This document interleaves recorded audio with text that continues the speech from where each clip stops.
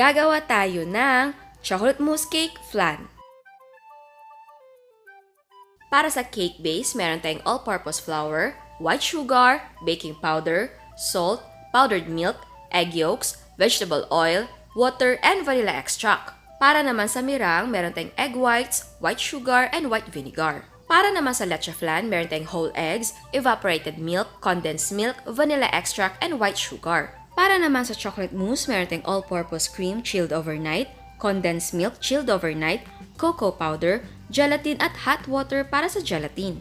Para sa whipped cream natin, meron tayong whipped cream powder at very cold water. Ito ay optional lang, meron tayong pang toppings and decoration, meron tayong chocolate shavings and chocolate sprinkles. So ang unang gagawin natin, magka-caramelize tayo ng ating sugar. Tunawin natin ang sugar sa cake pan.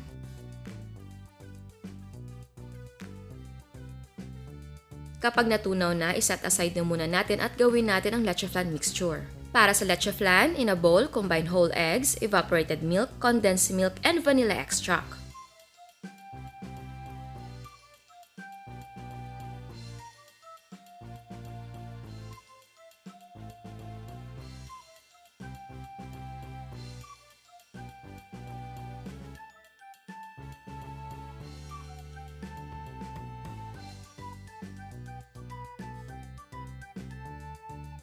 Tapos, strain natin ang mixture 3 to 4 times. And then, ibuhos natin ang flan mixture sa ating cake pan na may caramelized sugar. I-set aside at gawin natin ang chiffon. In a bowl, combine egg yolks, oil, water, and vanilla extract. Mix well and set aside. In a separate bowl, combine all-purpose flour, sugar, powdered milk, baking powder, and salt.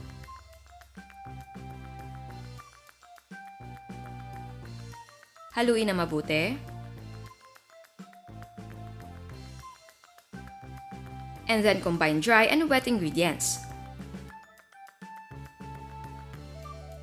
At this point, magpakulo tayo ng 1 litrong tubig para sa pag-steam mamaya. And yes, pwedeng i-bake ang custard cake.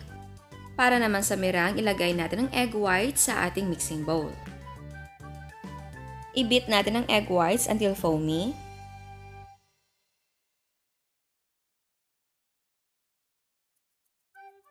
Kapag foamy na, add white vinegar and beat until soft peak forms.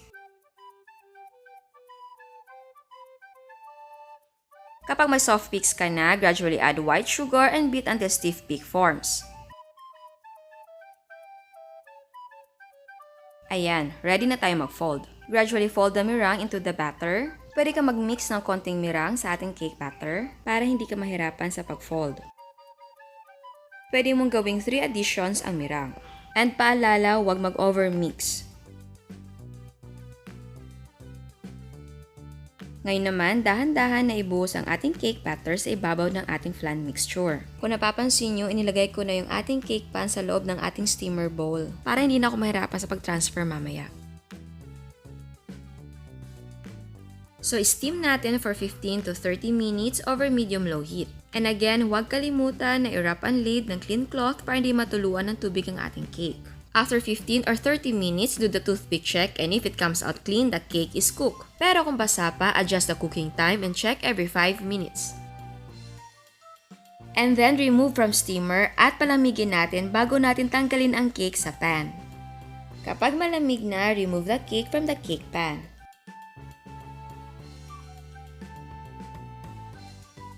Baliktarin natin sa plato.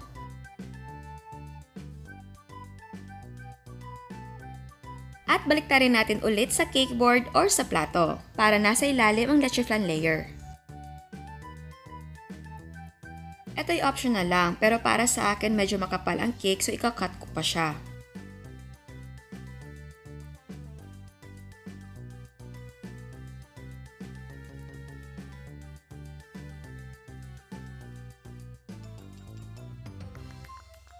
Ngayon, palibutan natin ng aluminum foil ang ating cake. Ito ang magiging molde natin para ma-form ang ating chocolate mousse.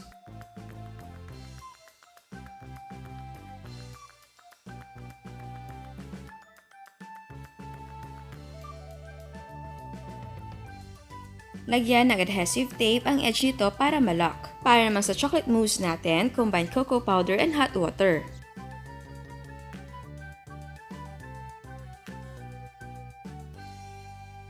Add condensed milk and mix well.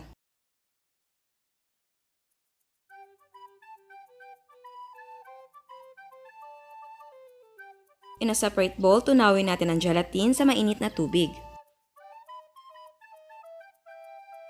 Just mix well and set aside. I-whip naman natin ang cream on high speed until mag-double ang volume ng ating cream.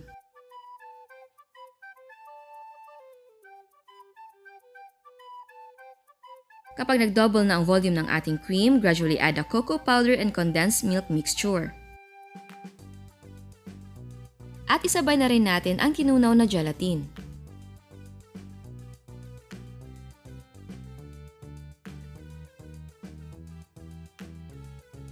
I-transfer natin ang mousse mixture sa ibabaw ng ating chiffon cake. Kung napapansin nyo, medyo namumuo ang ating mousse mixture. Kasi gusto ko sana medyo thick yung ating mixture bago ko ibuhos sa ibabaw ng ating cake. So inilagay ko na muna sa freezer pero nasobrahan sa lamig kaya ganyan. Kapag napantay mo na, ilagay natin sa refrigerator overnight until mag-set ang ating mousse. And dapat sa chiller mo lang ilagay, wag sa freezer. At kapag nag-set na ang mousse, gawin natin ang whipped cream. I-combine natin ang whipped cream powder and very cold water sa ating mixing bowl. I-whip natin on high speed until maging whipped cream ang ating mixture. Ayan, naging whipped cream na. Pwede na tayo mag-frost ng ating cake. Tanggalin natin ang aluminum foil. So ngayon, i-frost natin ang whole cake.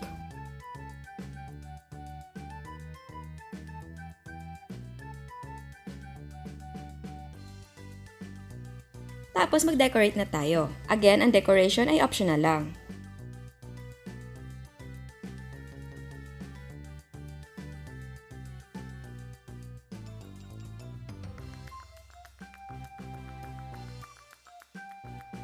And then, i-chill na muna natin until ready to serve.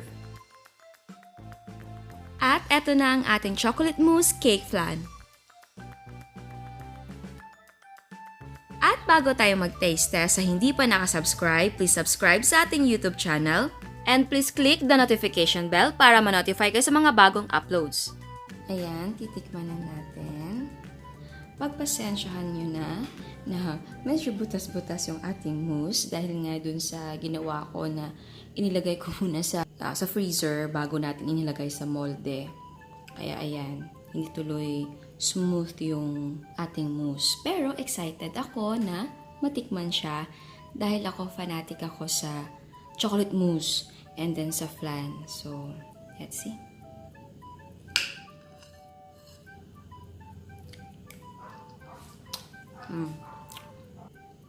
Hindi siya sobrang tamis, kaya hindi nakakaumay. Ito yung gusto ko. Talaga mauubos mo yung isang slice kasi hindi siya nakakaumay.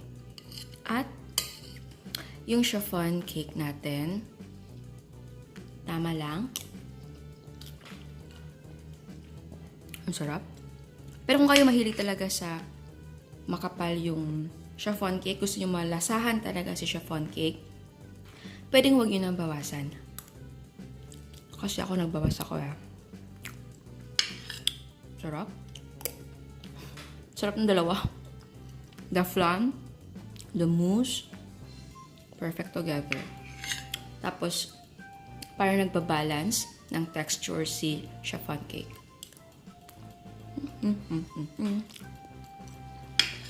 Yum.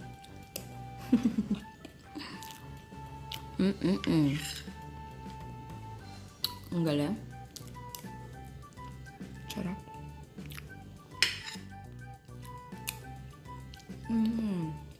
Even the whipped cream, hindi siya matamis, kaya okay lang. Hindi nakakaumay. Sarap.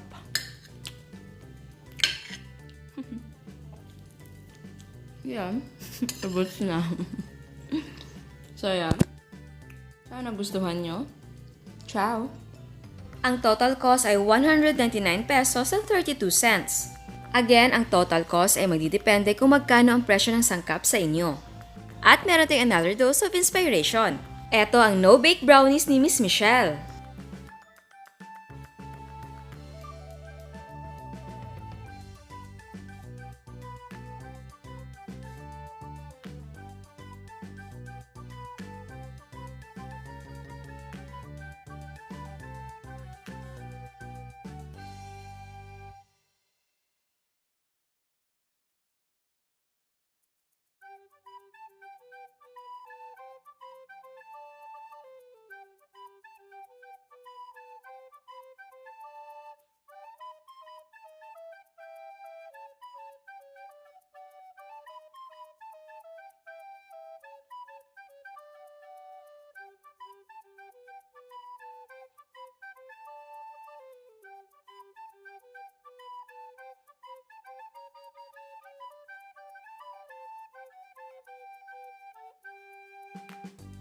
Eto naman ang kanyang cake.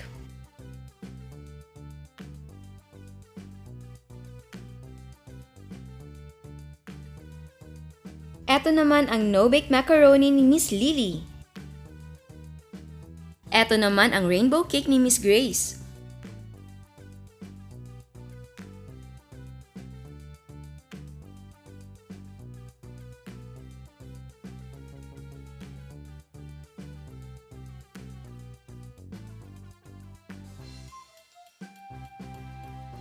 Palabok by Miss Eds. Eto naman ang kanyang mga puto.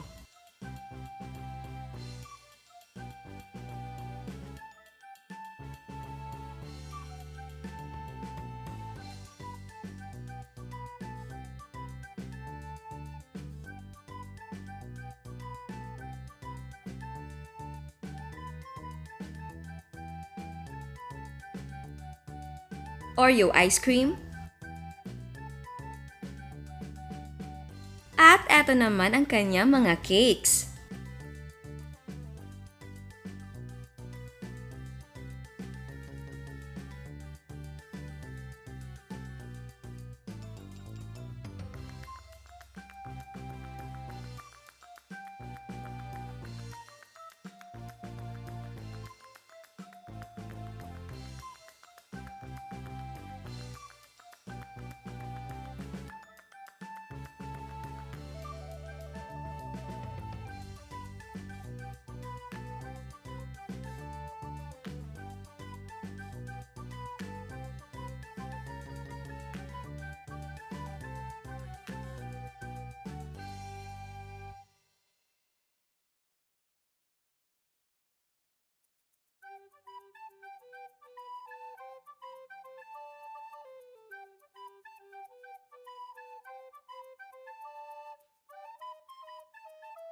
Again, salamat sa lahat na nagpapadala ng mga photos.